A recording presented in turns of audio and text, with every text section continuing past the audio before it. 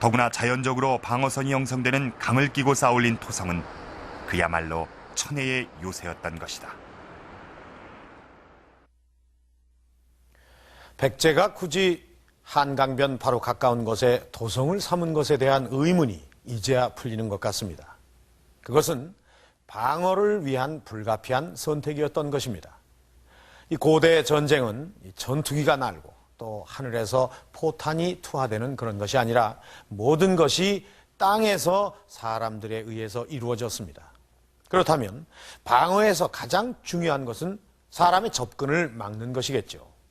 사람의 접근이 쉽지 않은 강은 가장 좋은 방어시설이었을 것이고, 그런 면에서 이 풍납토성은 그야말로 천의 요새였던 것입니다.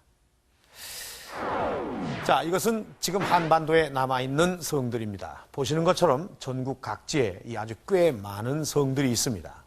그런데 이 성들 중 대부분은 아주 정교하게 잘 쌓은 석성들입니다. 그런데 3세기로 돌아가면 그 상황은 달라집니다. 당시 한반도에는 고구려의 국내성, 신라의 월성, 또 낭랑토성 등 이 몇 개의 성밖에는 없었습니다. 이 성들은 풍납토성과 같은 토성이었습니다. 그리고 이 풍납토성은 백제뿐만이 아니라 당시 한반도에서 가장 규모가 큰 성이었습니다. 그런데 이 성벽을 보면서 약간의 의문이 생깁니다.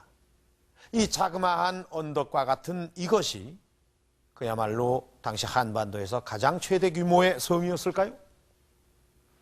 이 성벽에는 우리가 모르고 있었던 사실이 있었습니다.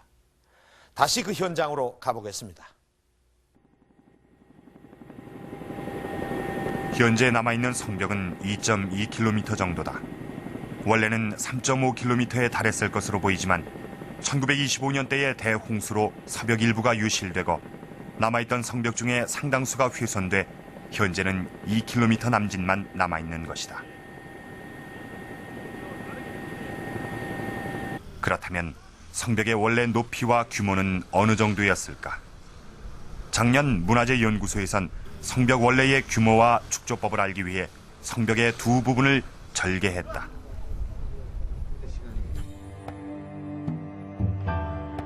절개를 하자 가장 먼저 눈에 띈 것은 중국의 성에서 나타난 것과 같은 판축 흔적이었다. 풍납토성 역시 흙을 그냥 가져다 부은 것이 아니라 중국의 토성들과 같이 한 층 한 층 다지면서 판축 기법으로 쌓은 것이다.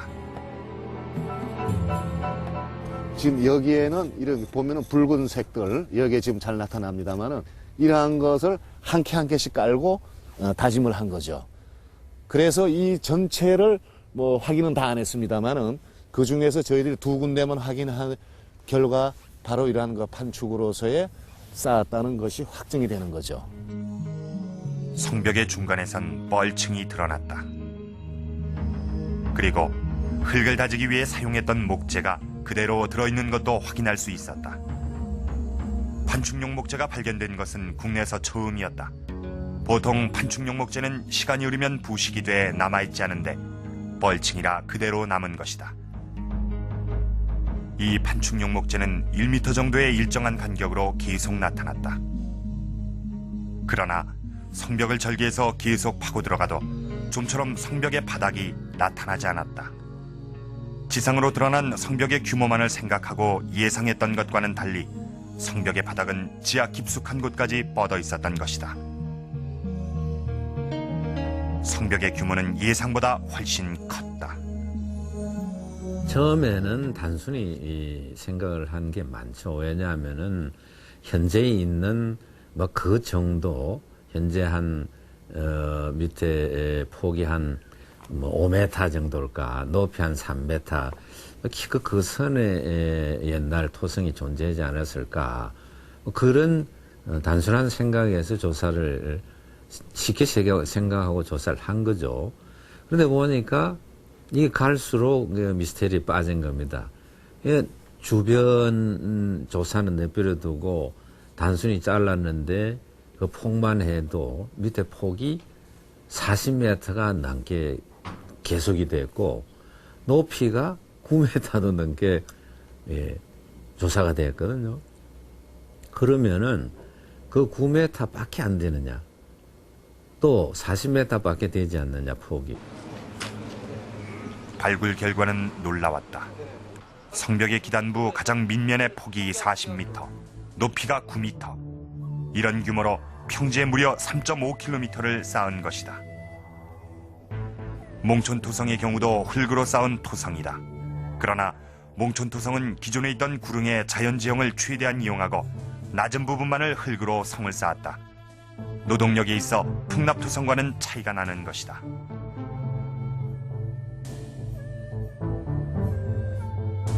그렇다면 현재 풍납토성 정도의 규모로 토성을 쌓으려면 어느 정도의 노동력을 필요로 할까?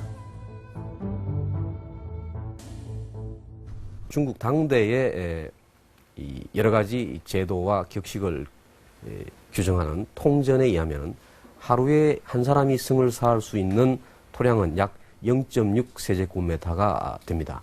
따라서 이 수치를 나누어 보면은 무려 105만 명 가량의 인력이 소요되는 것으로 산출이 됩니다.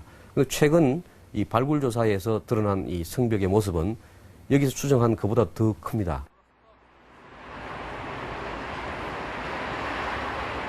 105만 명이란 계산은 성벽의 높이를 8m로 했을 때 나온 것이다. 그러나 북벽만 해도 현재 남아있는 높이가 11.1m에 달한다.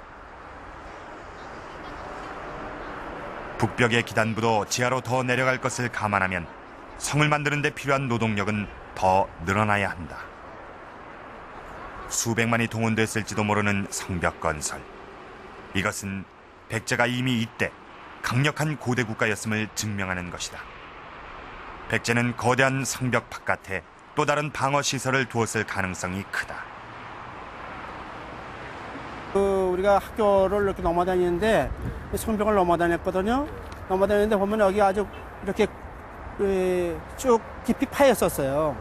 파여가지고 그걸 이렇게 건너다니기 위해서 아주 좁은 제방을 세웠어요. 아주 쌌는데 그것이 이제 홍수가 나면은 제방까지 무너져가지고 어떤 데는 수용을 해서 건너다니는 정도로 여기가 이렇게 불평해졌었죠. 네, 그런 형태가 됐었는데 지금은 이게 평지가 돼버렸는데 이 형태는 아닙니다. 60년대까지 성벽 아래 남아있었다는 파인골. 그것은 혹시 해자가 아닐까? 국립지리원을 찾아 옛 지도를 확인해보기로 했다. 대전 4년으로 되어 있습니다. 대전 4년이면은 1915년 정도 됩니다. 근데 이 지도의 그 뚝도 지역인데 1도만 분의 스케일이에요. 근데 현재 보면은 이 풍납통이 지금 이 옆에는 물줄기가 흐르고 바로 위에는 그 뚝으로 되어 있습니다. 나무도 숨어 있고 언덕은 지금 이렇게 이 물줄기 같이 옆으로 쭉 같이 올라가 있습니다. 이렇게. 1915년 당시의 지도. 거긴 성벽을 따라 흐르는 물줄기가 선명했다. 해자였다.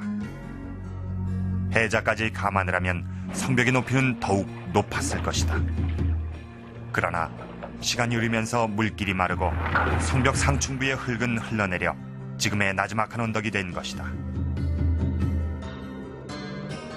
풍우나 경작 이런 걸로 상부가 깎인 것이 한 3.5m 정도 잡는다면은 15m.